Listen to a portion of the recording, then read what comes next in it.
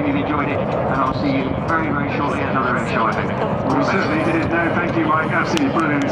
Double top display and brilliantly presented. Thank you so much. A couple of messages first of all, please.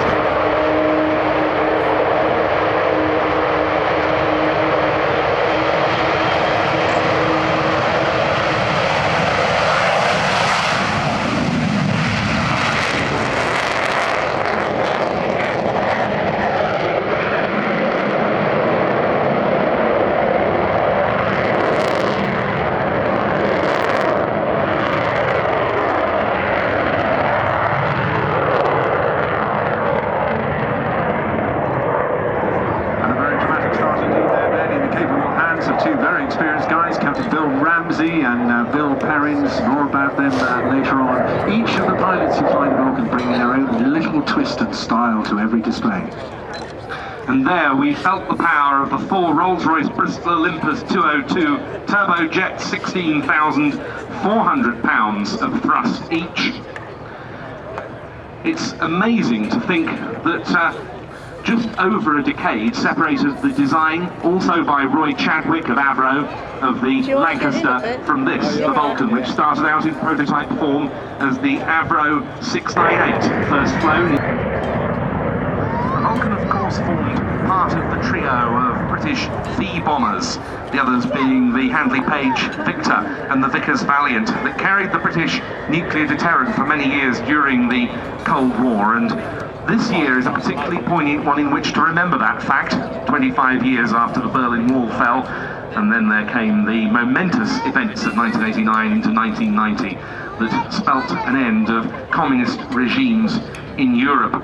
After the tactical nuclear deterrent was handed over to the Royal Navy in the late 1960s, the Vulcan took on the conventional low-level tactical role.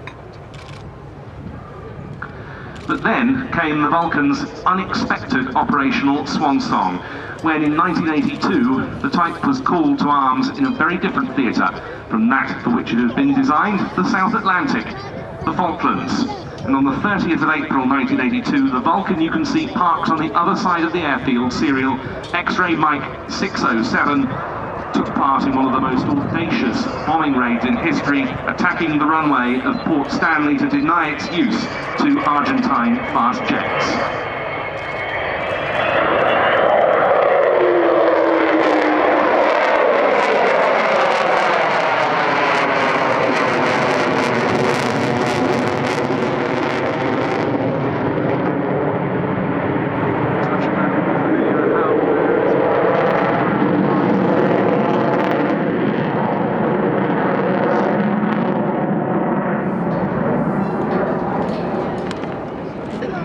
Until the first Gulf War, that raid, codenamed Black Buck 1, was the longest bombing raid in history, a round trip of some 7,760 miles. We heard from the man who flew Vulcan 607 on that sortie, Martin Withers, earlier on.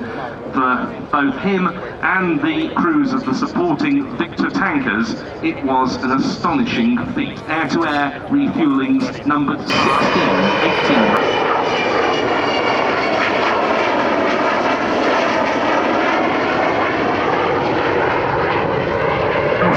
A good view with the bomb bay open.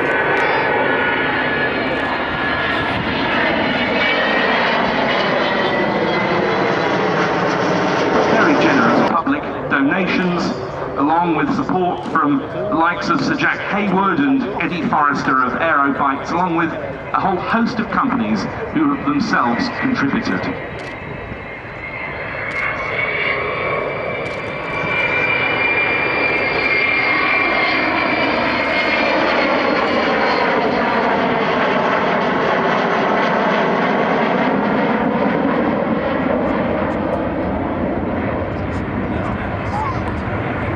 Two of those are Cranfield Aerospace and Eagle Technology, who've really helped make possible the event just gone.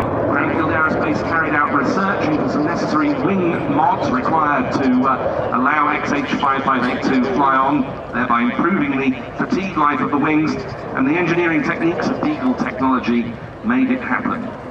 Other corporate supporters of the aircraft: AD Holdings, Airbus, BAE Systems, Goodrich, Kearsley Airways, Meggitt, Messier Doughty, Rolls-Royce and Serco. Here now, Bill, with a big smile on his face. Both Bills, I suspect, but we haven't mentioned Bill Ramsey, now a full-time reservist, but the 5,000 out from many as well.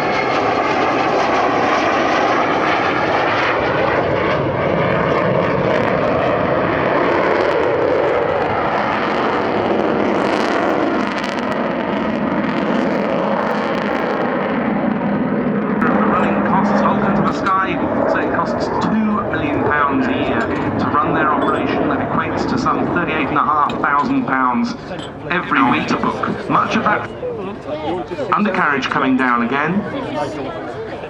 And if, as I'm sure you have, you enjoyed the Vulcan's display, you can make a donation via text from your mobile right now. You just simply the number 700. You can, of course, go along and talk to the entire team of the Vulcan, to the Sky Trust at their little marquee, and a huge amount of interesting artifacts on offer to help support that cause if you don't do the texting routine. So, wonderful opportunity today. Last chance for a photograph of the rolling Vulcan. The aircraft will be taxiing back up to park at the left-hand end of the airfield once more. Our full credit goes to the crew. We mentioned Bill Ramsey, the captain, and the co-captain.